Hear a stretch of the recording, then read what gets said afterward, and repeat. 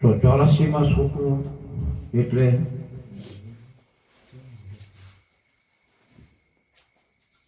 બંધનમાંથી છૂટી જવું. આપણને જે બંધન બાંધી ગયું છે ને એમાંથી છૂટી જાવ એટલે 84 છૂટી જવાય અને પરમાત્માનું નામ ભજન થઈ જાય, બંધનમાંથી મુક્ત થઈ જાય. અને જો આપણે પરમાત્મા ઈશ્વરનું ભજન નહીં થાય અને આ ભવબંધનમાં જો આપણે બંધાયેલા રહેશું તો સંતો કહેશે કે તારો ફોગટ ફેરવશ, ફોગટ ફેરવશ.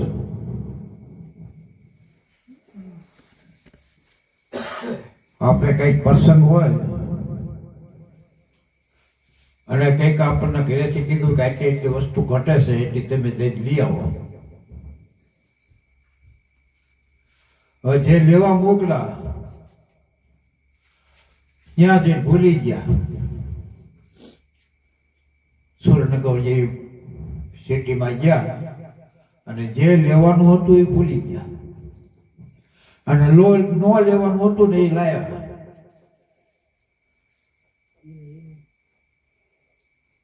પેલા ઘરના કે તમને આટલી વસ્તુ મગાવી હતી લાયા ને કે એ તો હું ભૂલી ગયો, એ તો મારે ભૂલી જવાનું. ફોગટ ફેરો થયો.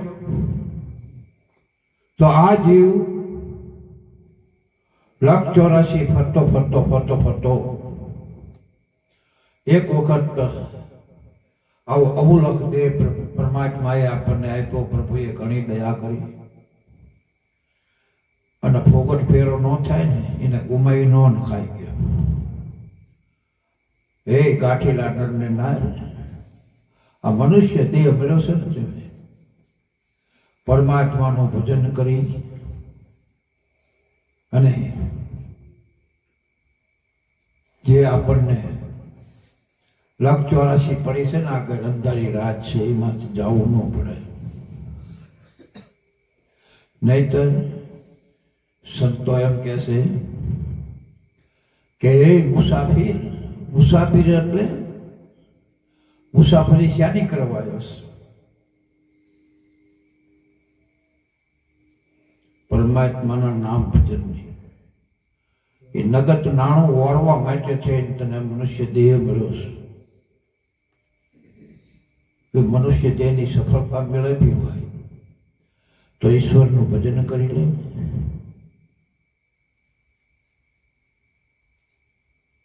લક્ષ 84 છૂટવા માટે મનુષ્ય દેહ હરી આપે.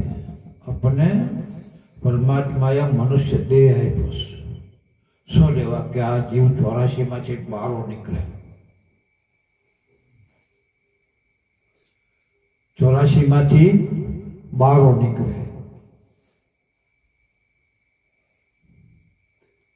સંતો એમ કહેશે કે બહુ ભટકો 4 ખાણી. આ 4 ખાણીના જીવમાં તો બહુ ભટકો. એ તું કેમ ભૂલી જાવે? એ ભૂલી કેમ જો? મનુષ્ય દેહ મળ્યો એટલે શું તું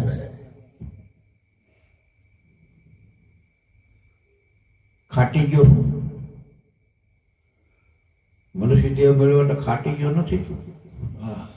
પાછું હતું અહીંયા જવું પડશે. જો ભજન કરી લઈશ પરમાત્માનું તો એમાંથી છૂટાશે. અને ભજન કરવા માટેથી મહાપુરુષ સંતોનું શરણ લેવું પડે છે. ભજન કંઈક અલગ જ વસ્તુ છે. એ સદગુરુ સંત આપણને બતાવે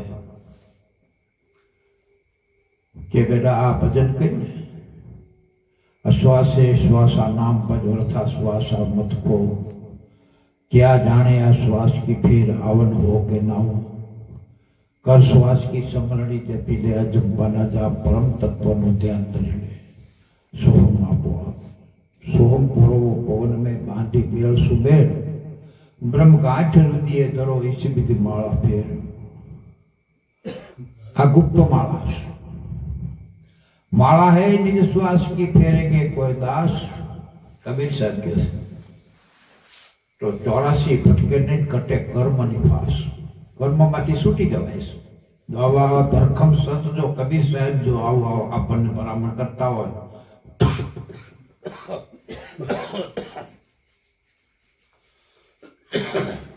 तो न मानवी वही तो ये बोले राखे बधाए बोली गया एम आपणे शुं लेवा देवा। पर संतो ढोल वगाड़ी कीधुं छे। ढोल वगाड़ी वगाड़ी के भाई मनुष्य देश मळ्यो ने एमां परमात्माना नाममां एक क्षणवार चित्त जो नाममां विरामे तो कोटी कोटी कर्म बळी जावे। અને કર્મ બળી જાય તો કર્મનો બદલો દેવા ન જવું પડે। કર્મનો બદલો ન દેવા માટે આ છૂટી જવા એટલે 84 માં ન જવું પડે। સોખી સટ વાત છે। હા એકદમ સોખી વાત કે કર્મમાંથી છૂટી જાઓ એટલે પછી તમારે બદલો દેવા આવવું પડે નહીં। તો બદલો દેવા ન આવવું પડે તો પછી તમે ક્યાં હશો? 84 માંથી તો છૂટી જ હાલો। 84 ના જીવ આપણે નથી, આપણે છૂટી જઈએ એમાં તો પછી તમે ક્યાં હશો? પછી ક્યું ઘર તમારું ઘર ક્યું પછી ક્યાં રહેશો? ત્યારે એના ભરામણ સવારામ બાપા આપણને ચોથી ચટ જેવી વાત કરે છે। સવારામ બાપા કે બ્રહ્મ ही हम बाळका, ब्रह्म એટલે પરમાત્મા ईश्वर। ब्रह्म ही हम बाळका, ब्रह्म हमारी जात। ब्रह्माથી પ્રગટ્યા હવે બ્રહ્મ સમાન એ પરમાત્માનો અમર ઘર છે ને યા કણ હમાઈ જાય। અને જ્યારે જ્યારે આ સૃષ્ટિની માલપા પરમાત્માનો આદેશ થાય ત્યારે આ જીવ પાછો મનુષ્ય દેહ મળે છે। એનો પાછો પાત્રો 84 માંથી છૂટી નથી આવતો, એને સીધો જ મનુષ્ય દેહ મળે છે। અને મનુષ્ય દેહ સિવાય બીજા દેહમાં છે મજા? કોઈ દેહ બીજા છે? બધા શરીર પશુ પંખી કીટક આટે બધો જંગલી હિંસક પ્રાણી બીજા ત્રીજા એ મજા મનુષ્ય દેહ ને મજા છે એવી છે? નહીં નહીં એવી મજા નહીં। મનુષ્ય દેહ પરમાત્માએ આપ્યો છે, સમજી વિચારીને આપ્યો છે અને આ મજા છે ને બીજામાં નથી। મનુષ્ય દેહ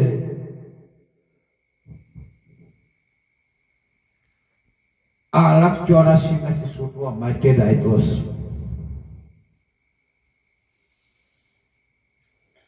અમૂલક અવસર મળ્યો છે, અમૂલક આનું કોઈ મૂલ્ય ન પામી શકે। અમૂલક અવસર આજે મળ્યો મનુષ્ય દેહની માય। અમૂલક અવસર આજ મળી ગયો છે આપણને મનુષ્ય દેહની માય। પણ જો ભૂલશો તો ફિર પછતાશો। જો આમાંથી રામ ભજન ભૂલી ગયા, ઈશ્વરનું ભજન કરવાનું ભૂલી ગયા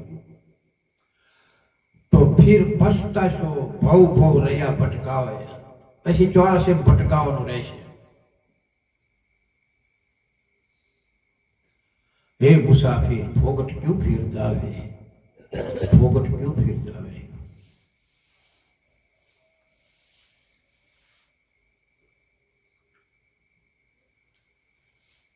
आयो फेरो करी ले निवेड़ो। आ फेरो आई जशे, निवेड़ो करी ले आनो।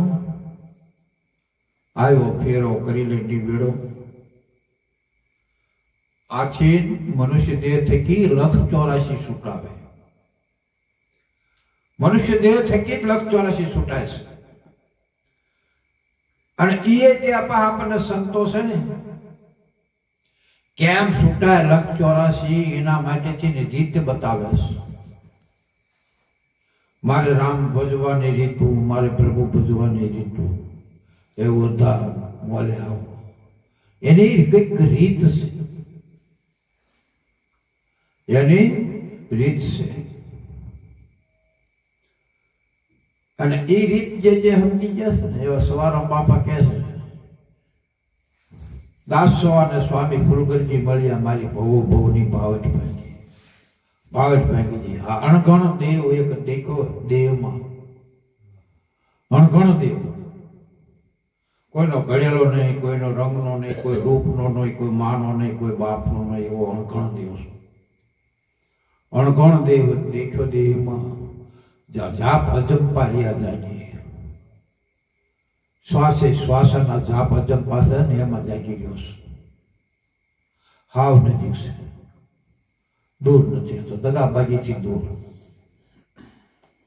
હમણાં ભાઈ આપણે ભજન બોલો ને બોલો, પેલું ભજન ક્યું બોલો કમો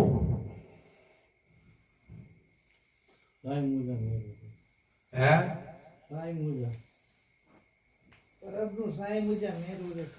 દલડેથી જાણો નહીં તમને દૂર, હે દલડેથી દૂર નથી, આવ નજીક છે. પણ એની રીતિ છે જાણવાની અને સમજવાની. બાકી તો આ મનુષ્ય દેહની માલપા જે કઈ પ્રાપ્ત કરવું હોય ને કરી શકાય છે. ગમે તે પ્રાપ્ત કરવું હોય, ભૌતિક સુખની માલપા કરોડો રૂપિયાના બંગલા બનાવવા હોય તો એ બનાવી શકાય મનુષ્ય.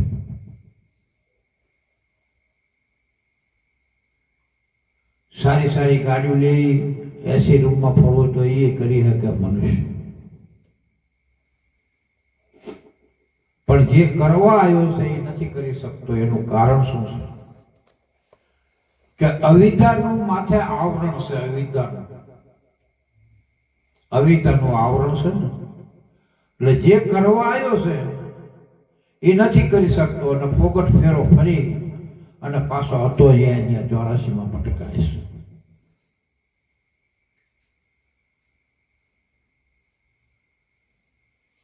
આવ્યો છે ફેરો કરી લે નિવેડો 184 છૂટાવે.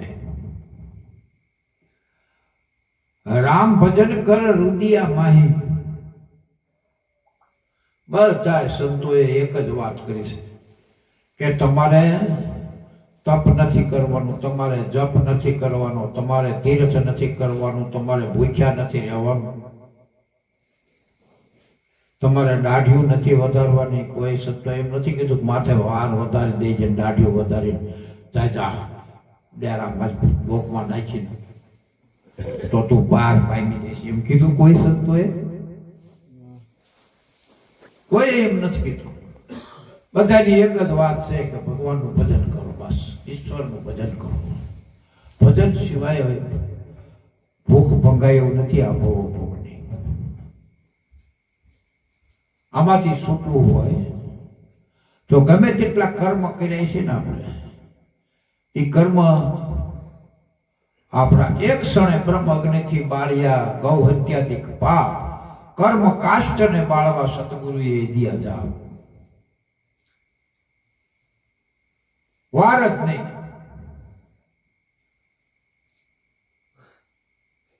ત્રાંબા પિત્તર જેવા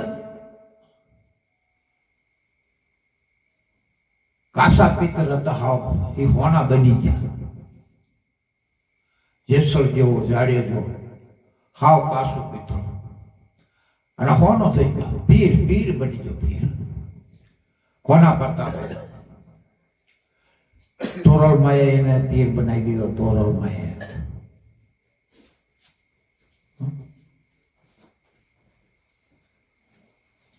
એક પલમાં પીર કહેવાનો. પલમાં એને મરવાનો ખબર નહોતી કે આપણું મોત હોય. મોત આવે એને ખબર જ નથી. એને એમ કે બસ આપણે તો આમના મદ રહેવાના છે. પણ જ્યારે દરિયામાં ઝપટવા આવી ગયો ને,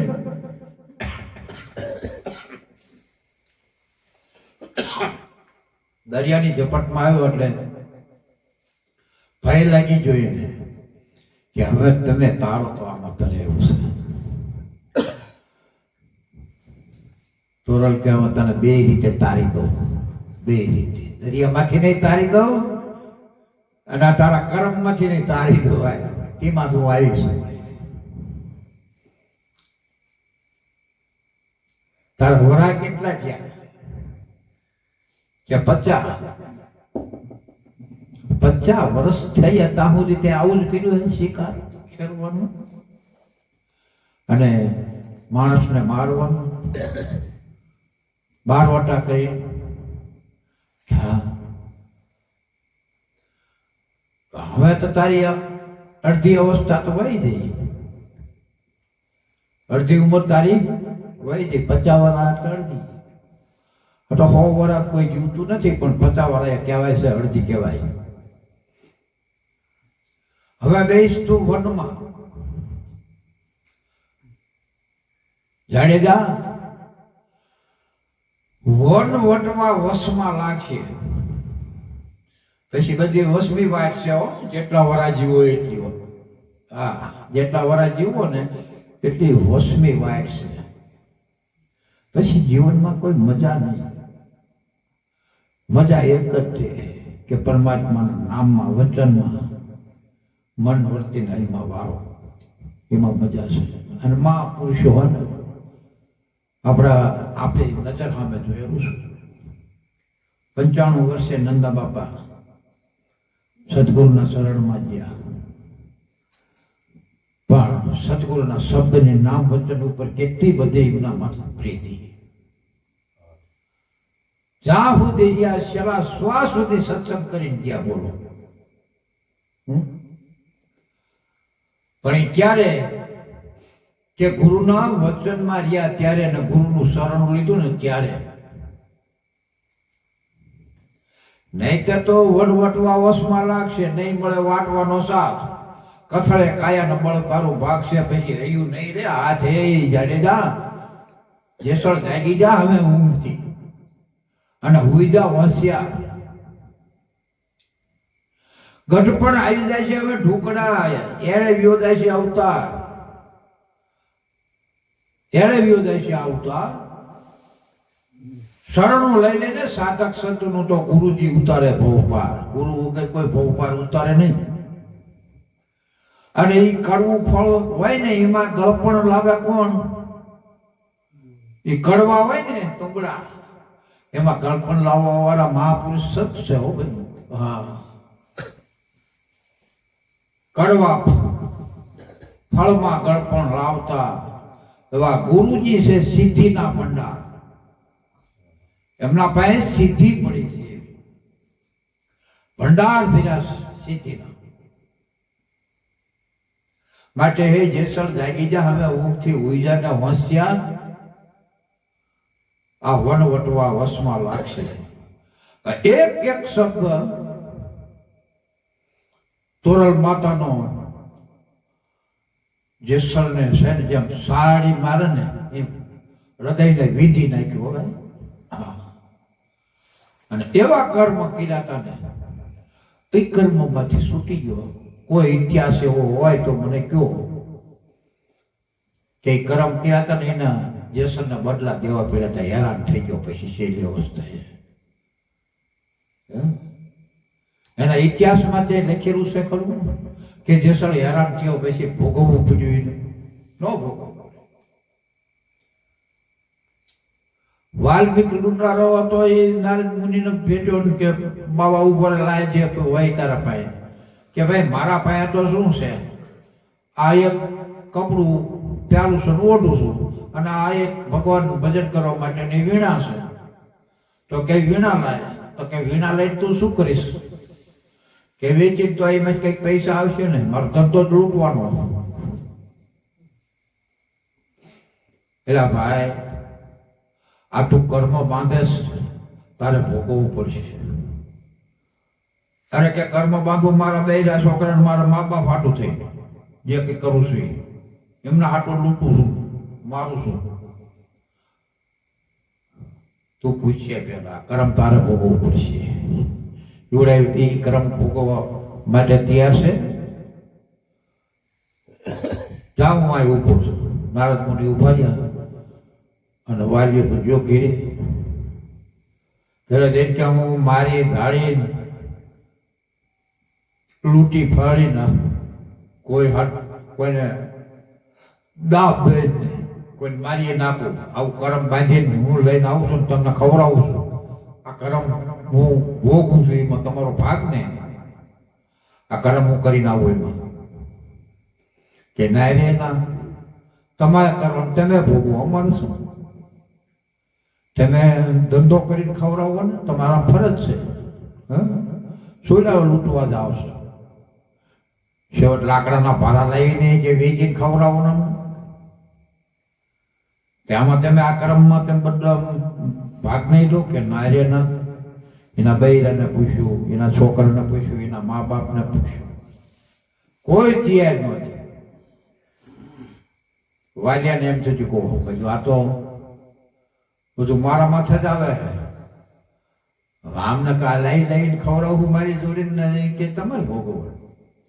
જો નારદ મુનિ પાસે જઈ પગમાં પડ્યો કે હે મુનિવાર મારા ઘરના તો બધા ના પાડે કે તમે કરો તમારે ભોગવવું. એ કે અમે કેવી છે તને કરી નાખ્યા એનું શું? એટલે આ દિવસથી કર્મ કરી નાખ્યા એનું શું? કે તારે જો કર્મ ન ભોગવવું હોય તો હું તને એક મંત્ર આપું. એ મંત્રનો જાપ કરીને તો એ આમાંથી તું છૂટી દઈશ. આ કર્મ કરવા કર્યું ને એમાંથી છૂટી દઈશ.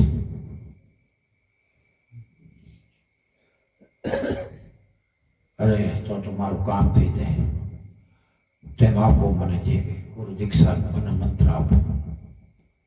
એવો મંત્ર આપ્યો. ઉલટ મંત્ર આપ્યો. ઉલ્ટા નામ જપા જગ જાના, ઉલ્ટા નામ જપા જગ જાના, વાલ્મીક ભયા હે બ્રહ્મ સમાના. બ્રહ્મમાં હી ભળી ગયો. અને ભગવાન રામ આવ્યા ને એના પહેલા તો એને એ રામાયણ વાલ્મીકી રામાયણ બનાવી નાખી હતી કે આવું અવતરણ થશે. જે માણસ એકડો નિશાળે બેઠેલો નહીં અને એને સંસ્કૃતનું જ્ઞાન થઈ ગયું. બોલો આ શેમાંથી થયું?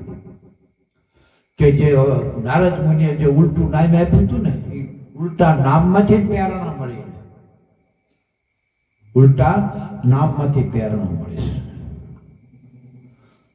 માણસને પરમાત્મા પ્રેરણા આપે છે પણ એના થઈને રહેતો.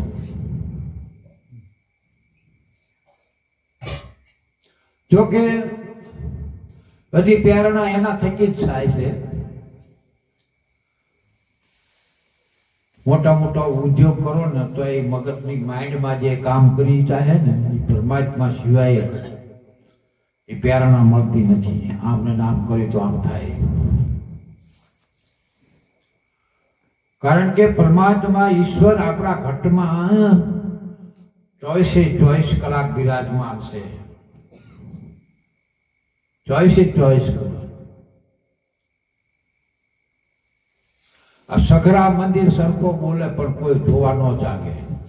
દાસ કે સવો કે તજો તંબુરો નહીતર પતો નહીં લાગે. એક તારો અરસપરસ આ એક તારા સ્વરૂપ ભગવાન પરમાત્મા આપણા ઘટની માલભાવી આપી એની ઓળખાણ કરવા માટેથી વાણી હરિગુરુ સંતની કોઈ અમરલોક દેખાડે એવા પુરુષ કોઈ અગ્નિ ઉપર પાકે કોક અખાડે. કોક ઠેકાણે આ વાણીને સમજી શકે છે અને અમરલોકના કોઈ ઉપાસી અમર વેદ પરખે પહોંચે. હકીકત અલગ લખ્યા વિનાના કોરા કાગળ એવા છે.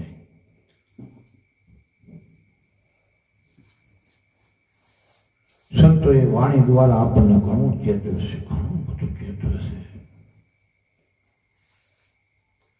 અને જો સંતની વાત સાચી ન માનવી ને આપણે ગાવી છીએ, પણ નકરું ગાઈને નથી મેળ ખાય એવું બાપુ. નકરું ગાવાથી જ કઈ મેળ ખાય એવું નથી. જેટલું ઊંચું ગાઓ કે જેટલું તમે બળ કરીને ગાઓ એ આપણા જે શ્વાસા હે ને એ ઓછા થાય છે. શું થાય છે? શ્વાસા આપણા ઓછા થાય છે. ગાણું પરમાત્માનું ગાવું એ એક ઉત્તમ છે, ન ગાવું એવું નથી. પણ નરસિંહ મહેતાએ કીધું ને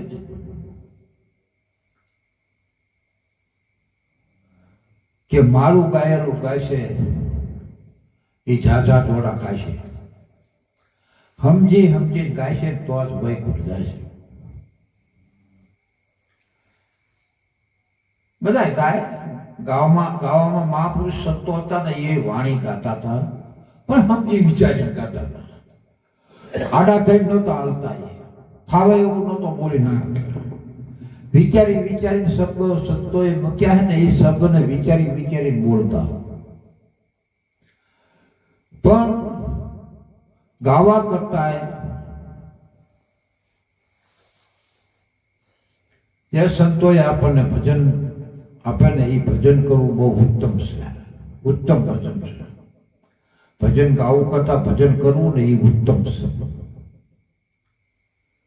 ભજન વિના મારી ભૂખ નહીં જાય, સ્મરણ વિના મારી તળપ ન થાય.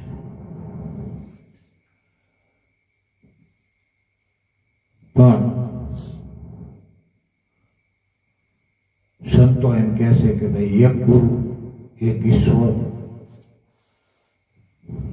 એક નામની દિશા, એક નામને પકડી લો. એક નામને, એ આદિ નામ છે. એ નામ महापुरुष संतों एनु वर्णन કર્યું છે કે नाम मिला तो सब कुछ मिला, सकल शास्त्र का भेद, बिना नाम से नरके गया पटपट चारो वेद. એ નામને જાણવા માટે છે. ઉમૈયાજી શંકર ભગવાનને કહે છે કે મને આમાં એ નામને જાણવા આમના અંતરમાં થયો છે ઉગાવો. કહે સતી ઉમૈયાજી સાંભળો શંભો, અનામી નામ મને ઓળખાવો, એ નામને જાણવા મને અંતરમાં થયો છે ઉગાવો. એ નામ થકી એનું ભજન થઈ જાય. પરમાત્માનું અસલ નામ નિર્ગુણ છે. સગુણ છે ને એ દેહધારી છે. સગુણ નામ દેહધારી છે અને નિર્ગુણ નામ બધા એના ઘટોઘટની પાસે રામ રમતા બિરાજેલો છે. બસ એનું ભજન થઈ જાય, એની સમજી લેવી જાય ને એનું ભજન થઈ જાય. ગાવા કરતા એ ઉત્તમ છે. જો ફેરો મટાડો હોય તો ભાઈ આ કઈને સાંભળીને આ કઈને કાઢી નાખવું હોય, શ્રવણ ન કર્યું, મનન ન કર્યું અને ભજન ન કર્યું, નિધિ આસન ન મૂક્યું તો મુસાફિર ફોકટ ફેરો છે. બાકી તો સંતોને કહી ગયા કે સમરણ સુખ સદા એક કરી લેજો, દલકોજીને દાડી, રાત દિવસ કાળ કવાડો છે, પરમા દેશે પાડી ગયા છે સૌને ઢોલ વગાડી. ઢોલ વગાડી વગાડી મહાપુરુષો પોકાર કરી કરી